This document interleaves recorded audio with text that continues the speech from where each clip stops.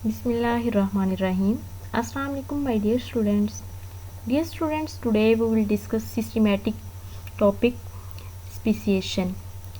इस टॉपिक के अंदर हम डिस्कस करेंगे introduction, definition, reproductive isolation, ways of reproductive isolation और वेज ऑफ स्पेसिएशन।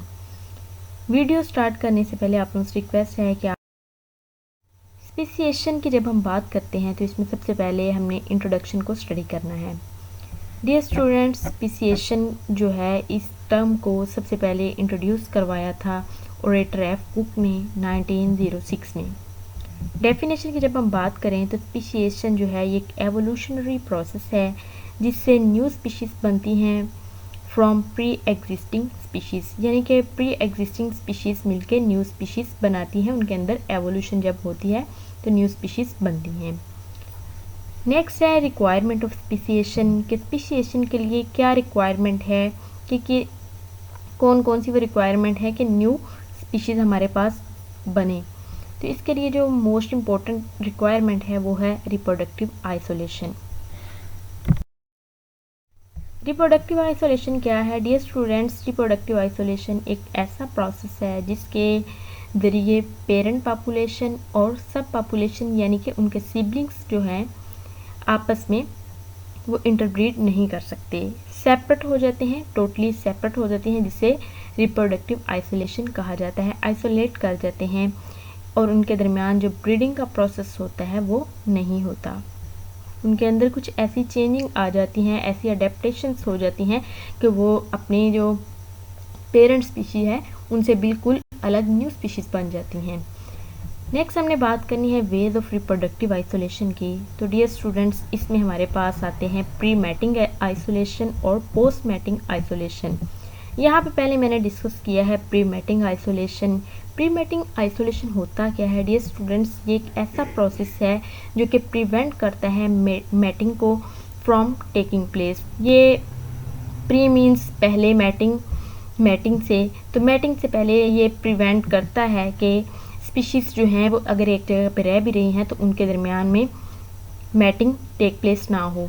तो इसके लिए कौन कौन से फैक्टर्स आते हैं? इसमें हमारे पास बैरियर्स आते हैं कि बैरियर्स की वजह से भी अगर पेरेंट स्पीशी जो है और सब पॉपुलेशन इकट्ठी रह भी रही हैं, अगरचे वो जब अलग अलग हो गई हैं तो वो बैरियर्स जो होते हैं वो फिर उनके दरमियान में रिप्रोडक्शन नहीं होने देते, उनके दरमियान में मैटिंग का प्रोसेस नहीं होने देते। तो इसी तरह से कोर्टशिप बिहेवियर है। कोर्टशिप बिहेवियर में भी यही है कि ये एक बैरियर के तौर पे काम करता है। तो पेरेंट स्पीशीज़ और जो सब पॉपुलेशंस होती हैं, सब स्पीशीज़ जो होती हैं उनकी, वो आपस में भी मैटिंग नहीं करते। तो डिफरेंट ब्रीडिंग पीरियड्स होते हैं। जब वो न्यू स्पीशीज़ अपने पेरेंट्स से हट के वो न्यू स्पीशीज़ बन जाती हैं तो फिर उनके जो ब्रीडिंग सीजन्स हैं वो भी अलग अलग हो जाते हैं। तो डिफरेंट ब्रीडिंग पीरियड्स होने की वजह से भी वो एक ही जगह पे इकट्ठे रहते हैं और फिर वो आपस में ब्रीडिंग नहीं करते, वो आपस में मैटिंग नहीं करते।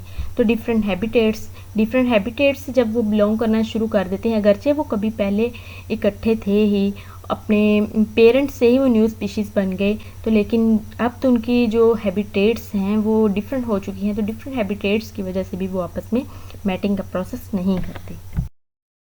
नेक्स्ट हमने बात करनी है पोस्ट मैटिंग आइसोलेशन की।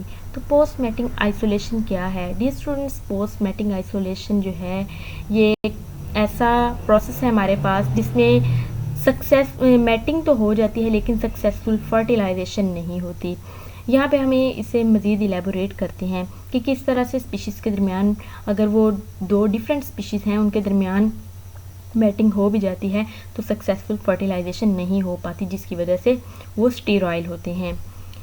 इसमें हमारे पास जो फर्स्ट हमने डिस्कस करना है वह है condition in the reproductive tract of female, कि जब वो दो डिफरेंट स्पीशीज़ जो हैं अगर वो आपस में मैटिंग कर भी लेते हैं तो उनके जो मैटिंग है वो मैटिंग तो हो जाती है, सक्सेसफुल फर्टिलाइजेशन नहीं हो पाती क्योंकि डिफरेंट स्पीशीज़ हैं। तो जो उनकी फीमेल ट्रैक में कंडीशंस हैं यानी कि पीएच है और इसके अलावा एसिडिटी, अल्कलाइनिटी, वही पीएच में आती हैं ये सारी बातें। तो ये डिफरेंट कंडीशंस होने की वजह से भी सक्सेसफुल फर्टिलाइजेशन का प्रोसेस नहीं होता, तो इस वजह से भी फिर वो आइसोलेट ही रहती हैं। स्टेरॉयल है, हाइब्रिड्स बन जाते हैं। डियर स्टूडेंट्स, अगर दो डिफरेंट स्पीशीज़ आपस में इंटरब्रीड कर भी लें तो फिर वो जो प्रोड्यूस करते हैं सिबलिंग उनके जो होते हैं, जो उनके सब पॉपुलेशन होती है, वो फिर स्टेरॉयल होती है, यानी कि वो नेक्स्ट फर्टिलाइजेशन नहीं कर सकती। इसकी बेस्ट एग्जांपल है हमारे पास हॉर्स और डोंकी, जो कि आपस में अगर कर लें मैटिंग तो उनसे म्यूल बनता है। तो इसमें नेक्स्ट जो है हमारे पास डेवलपमेंटल फेलियर है। और अगर इन केस, बहुत रेयर केस होता है कि अगर कोई वो दो डिफरेंट स्पीशीज़ की मैटिंग से फर्टिलाइजेशन सक्सेसफुल हो भी जाए, तो वो सक्सेसफुल तो नहीं कहेंगे, तो वो जो हमारे पास स्पीशीज़ होगी, न्यू स्पीशीज़ होगी, उस वो डेवलपमेंटल फेलियर होगा उसके अंदर। वो डेवलपमेंटल फेलियर क्या है कि उसके जितने भी ऑर्गन्स बनेंगे वो फिर अच्छी तरह नहीं बने होंगे। डेवलपमेंटल जितनी भी प्रॉब्लम्स हो सकती हैं वो उसके अंदर होंगी। नेक्स्ट हमने बात करनी है वेज ऑफ स्पीशिएशन की, जिसमें हमारे पास दो वेज हैं स्पीशिएशन के, एनाजेंसिस और क्लैडोजेंसिस। एनाजेंसिस क्या है और क्लैडोजेंसिस क्या है? Dear students, ways of speciation में एक तो स्पीशिएशन जो है वो एनाजेंसिस के जरिए हो सकती हैं या फिर क्लैडोजेंसिस के जरिए हो सकती हैं। एनाजेंसिस एक ऐसा प्रोसेस है, changes with in a species, जिसमें एक पेरेंट स्पीशीज जो है उसी के अंदर चेंजिंग हो जाती हैं किसी वजह से, किसी म्यूटेशन की वजह से, किसी क्लाइमेटिक फैक्टर की वजह से, किसी इकोलॉजिकल फैक्टर की वजह से, या फिर किसी अदर रीज़न की वजह से। तो वही पेरेंट स्पीशीज़ जो है वो कुछ ही अरसे के बाद न्यू स्पीशीज़ के अंदर चेंज हो जाती है। उसकी जो है अपनी स्पीशीज़ से वो बिल्कुल अपने जो उसकी पेरेंट स्पीशीज़ जो पहले वो थी उससे बिल्कुल अलग स्पीशीज़ दिखाई देने लगती है। वो यहाँ पे आप देख सकते हैं कि पहले यहाँ पे इसका ये रेड कलर नहीं था, तो कुछ ही देर के बाद उसमें कुछ चेंजिंग आई, एवोल्यूशन हुई और उसके अंदर रेड कलर आ गया।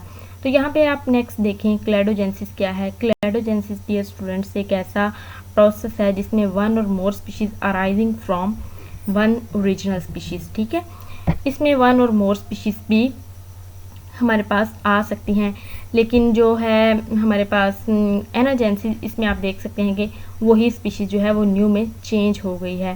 तो इसमें क्लैडोजेंसिस में से पेरेंट स्पीशीज़ जो है उससे फर्दर न्यू स्पीशीज़ बन रही हैं। दो स्पीशीज़ यहाँ पे दिखाई गई हैं कि दो स्पीशीज़ न्यू बन गई हैं यहाँ पे। ये था ये स्टूडेंट्स हमारा आज का लेक्चर। होप सो आपको समझ आया होगा। काइंडली आप चैनल को लाइक शेयर एंड सब्सक्राइब करें and stay connected for more videos. Thank you so much. अल्लाह हाफिज़।